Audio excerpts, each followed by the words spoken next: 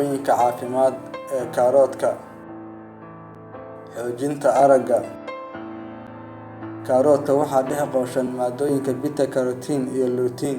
Maadooyinkan oo sidoo kale ku jira walxaha ishu ay ka kooban tahay waxay dhowraan aragga indhaha, gaar ahaan aragga habeenkii. Beerka ayaa u beddelaya maadada beta-carotene ee laga helo kaaroodka vitamin A, kadibna u gudbaya isha oo isku beddelaysa maadada rhodopsin oo maado lagama maarmaan u ah aragga isha ee habeenka.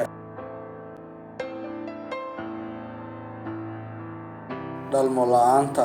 Allah baa baxshee. Sababooyinka dhalmo la'aanta waxaa ka mid ah nafaqo la'aanta iyo dedejiye la'aanta jirka ee quud maalmeedka qofka. Cabitaanka kaaroodka si joogto ah wuxuu nafaqeyn karaa habka ilmo abuurka jirka. Beerka. Cunidda ama cabidda kaaroodka wuxuu nadiifiyaa beerka.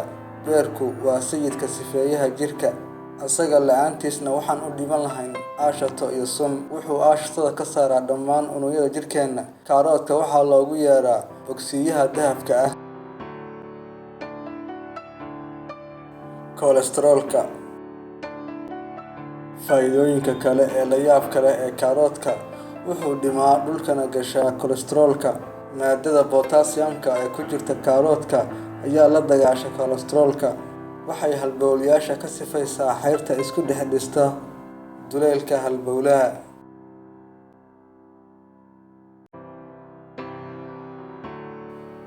Naas-nuujinta.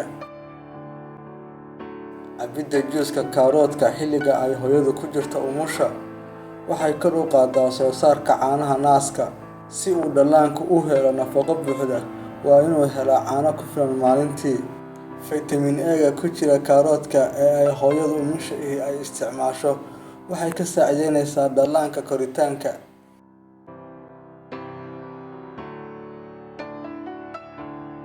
Tamar ama awood. Kaaroodku wuxuu nadiifiyaa, nafaqeeyaa, kacshaana ugu yaraan nidaamka jirka oo dhan. Waxaana hubaal ah haddaad cabtid hal galaas oo juuska kaaroodka ah markastoo aad daal dareentid inaad noqonaysid qof aan weli far nuuxin. Xoojinta dheefshiidka. Cabidda juuska kaaroodka 20 daqiiqo ka hor intaadan cuntayn waxay diyaarinaysaa habka dheefshiidka jirka oo mateedkana kuu furaysa si aad u cuntid cunto kale.